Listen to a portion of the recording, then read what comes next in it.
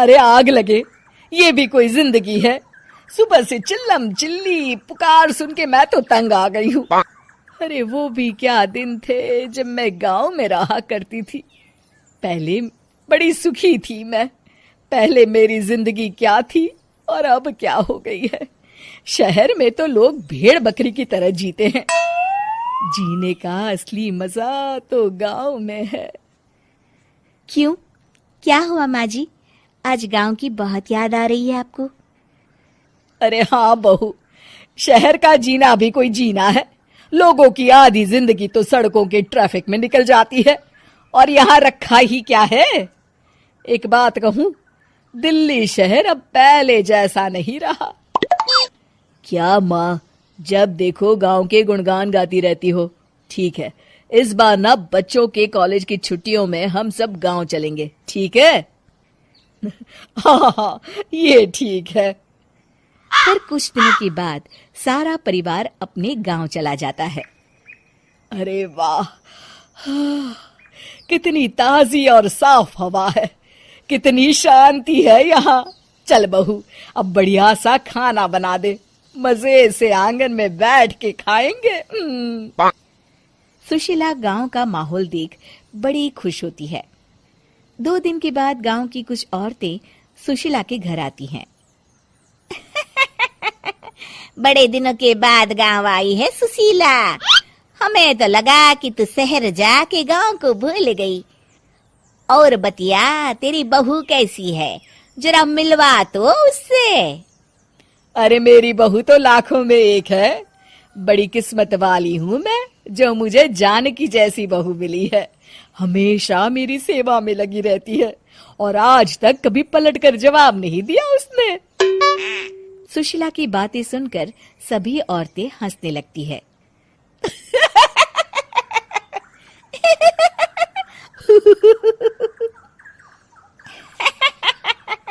अरे कुछ भी बोले जा रही है। तबीयत तो ठीक है? तेरी बहू चांद से आई है क्या? क्यों बहनों, दुनिया की कोई भी बहू अच्छी होती है क्या? सब औरतें ममता की हाँ में हाँ मिलाती हैं।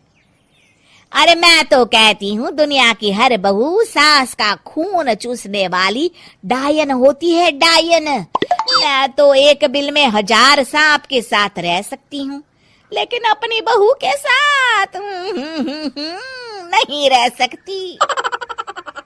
हाँ, तूने सही कहा। मेरी बहू तो तेरी बहू से भी 2 कदम आगे है। सब औरतों की बातें सुनकर ममता मन ही मन बड़बड़ाती है।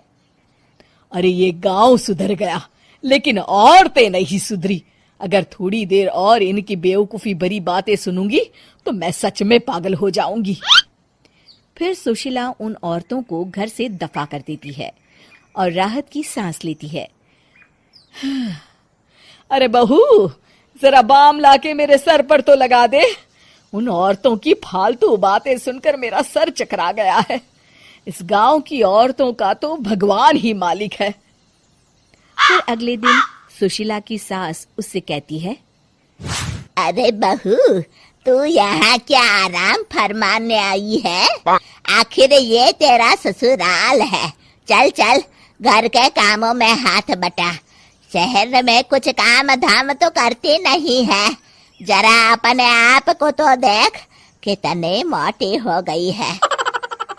सारा दिन घर का काम करने के बाद शाम को सुशीला, हाय मेरी कमर, हाय मेरे पैरों ने तो जवाब दे दिया। आज तो मुझसे मक्खी भी न मारी जाएगी। अरे बहू, जरा आकर मेरे हाथ पैर तो दबा दे। जी माँ जी, अभी आती हूँ। तभी सुशीला की सास जानकी को रोकते हुए कहती है, अरे रुक जा बहू, एक दिन काम करके इसको इसकी नानी याद आ गई। हम लोग तो रोज इतना काम करते हैं, कोई जरूरत नहीं इसके हाथ पैर दबाने की। सुबह तक सब ठीक हो जाएगा। सुशीला अपनी सास की बातें सुनकर हैरान रह जाती है। इस तरह धीरे धीरे गांव आने के बाद सुशीला की परेशानी शुरू हो जाती है। फिर एक दिन अरे आज तो मैं कपिल शर्मा देखूंगी क्योंकि आज संडे है। सुशीला जैसे ही टीवी ऑन करती है तभी बिजली कट जाती है। अरे सत्यानाश, इस बिजली को भी अभी जाना था। इतने दिनों से मैं टीवी सीरियल देख नहीं पाई। हमारा देश इतनी तरक्की कर रहा है, अरे पता नहीं ये गांव कब सुधरेगा। अरे अब तो 2 दिनों के लिए बिजली को भूल जा, ये तो यहाँ रोज की बात है। अब इस अंधेरे में रहने की आदत डाल ले। हाँ। हे भगवान, अब क्या होगा? ऊपर से इन मच्छरों ने जीना हराम कर रखा है। दूसरी तरफ घर के काम कर करके और बिना किसी सुविधा के सुशीला तंग आ जाती है और उसे शहरी जीवन याद आने लगता है। क्यों माँ, मजा आ रहा है ना? अरे आपने ऐसी सूरत क्यों बना रखी है? मुस्कुराइए, अब हम गांव में हैं। मोहन के साथ जानकी भी अपनी सास की खिंचाई करती है। हाँ हाँ माँ जी, आप ही तो यहाँ की बड़ी तारीफ कर रही थी। फिर अभी तो कुछ ही दिन बीते हैं, वैसे भी अब तो आप यहीं रहने वाली हैं ना? अरे नहीं नहीं बहू, मैं एक दिन और यहाँ रुकी तो मर जाऊंगी। मुझे शहर ले चलो। क्या दिन थे, कितनी सुखी थी मैं वहां। ठीक है माँ, हम कल ही वापस शहर चले जाएंगे।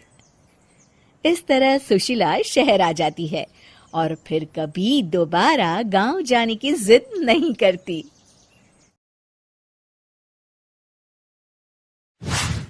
अरे माँ जी, जल्दी चलिए, देखिए आपके घर के बाहर एम्बुलेंस आई है। गायत्री भागती हुई दरवाजे पर आती है। तभी उसकी बहू चांदनी को एम्बुलेंस से बाहर लाया जाता है। हे भगवान, ये मेरी बहू को क्या हो गया? एक्सीडेंट हो गया माँ जी। अरे लेकिन ये कैसा एक्सीडेंट है? चोट तो कहीं नजर नहीं आ रही।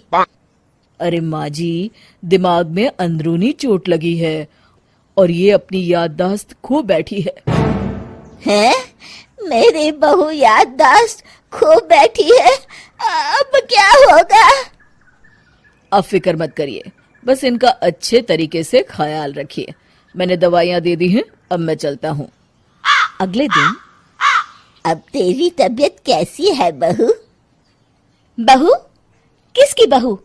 हम भैरवगढ़ के ठाकुर विक्रम सिंह की बेटी रूपवती हैं। हम एक राजकुमारी हैं और तुम हमारी दासी हो बुढ़िया। अरे बेटा विशाल, बहू कैसी बहकी बातें कर रही है। अरे कुछ मत पूछो माँ, रात को मुझसे अपने पैर दबा रही थी। सर पर चोट लगने की वजह से इसका दिमाग पूरी तरह खराब हो गया है और ये अपने आप को राजकुमारी समझ रही है। तभी वहाँ चांदनी आ जाती है। तुम दोनों यहाँ क्या खुसुर फुसुर कर रहे हो? कहीं तुम दोनों मिलकर हमारे खिलाफ कोई षड्यंत्र तो नहीं रच रहे हो? हम तुम्हारा सर तलवार से उड़वा देंगे, समझे? अरे नहीं नहीं राजकुमारी जी, हम तो आपके सेवक हैं। भला हमारी इतनी हिम्मत? कहिए, आपने यहाँ हॉल में आने का कष्ट कैसे किया? हमें बहुत भूख लगी है। ए दासी, जल्दी से हमारे लिए भोजन का प्रबंध करो। आज हम शाही कबाब खाएंगे। विशाल अपनी माँ को चांदनी की बात मानने के लिए इशारा करता है। ठीक है राजकुमारी जी, मैं अभी आपके लिए भोजन लेकर आती हूँ। इस तरह विशाल और उसकी माँ ना चाहते हुए भी चांदनी की जी हजूरी में लगे रहते हैं। लाओ माँ, जल्दी से मेरा टिफिन दो, मुझे देर हो रही है। अरे ठहर जा, जरा दम तो लेने दे मुझे। सारे घर का काम मुझे अकेली को करना पड़ता है। तेरी बीवी तो राजकुमारी बनी बैठी है, सारा दिन हुक्म चलाती रहती है। अरे माँ, मेरा भी तो यही हाल है। फिलहाल तुम मेरा टिफिन दे दो, मैं चला। रुको, कहाँ जा रहे हो? अरे मर गया रे, ये कहाँ से आ धमकी? आज हमारा जुहू चौपाटी घूमने का मूड है और हमें अपने लिए नई साड़ियाँ भी खरीदनी है। चलो जल्दी से अपना वाहन निकालो और हमें ले चलो। अरे अब तो मैं गया काम से, अगर आज मैं वक्त पे ऑफिस नहीं पहुंचा तो मेरा बॉस मुझे नौकरी से निकाल देगा। मरता क्या न करता।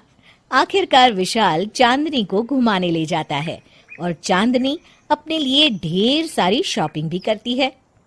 ए दासी, टीवी पर कपिल शर्मा के आने का समय हो गया है, जल्दी से टीवी शुरू करो। अरे वाह, कपिल शर्मा तुझे याद है, बाकी कुछ याद नहीं। बहू तू तो बड़ी चालू लगती है, अपने फायदे की हर चीज तुझे याद रहती है। मैं तो तेरी इस अजीब बीमारी से परेशान हो गई हूँ।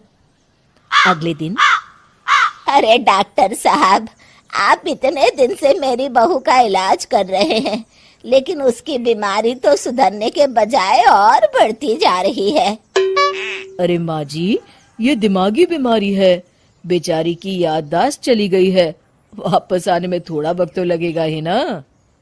गायत्री डॉक्टर से बात कर ही रही होती है कि तभी उसकी पुरानी सहेली शीला वहां आ जाती है।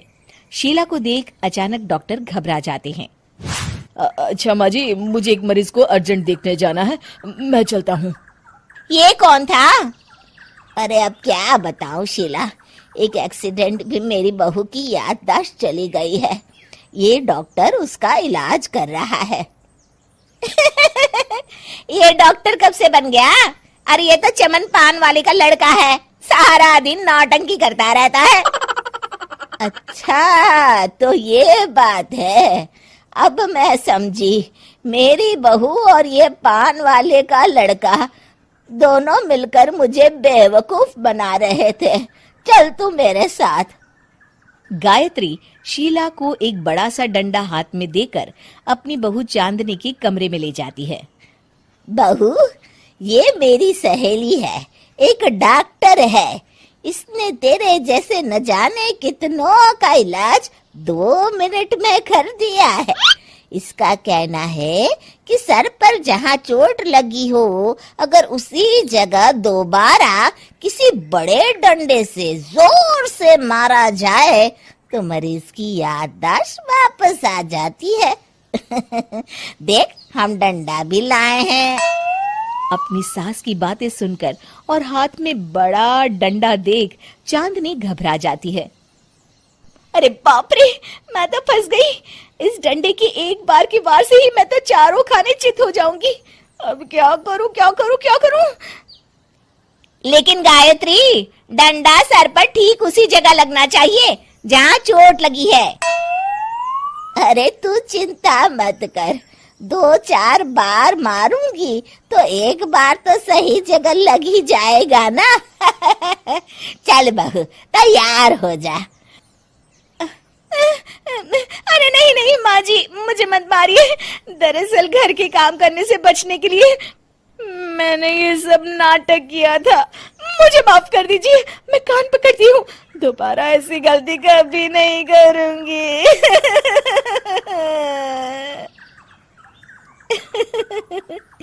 क्यों दोस्तों, कहानी कैसी लगी हमें जरूर बताइएगा।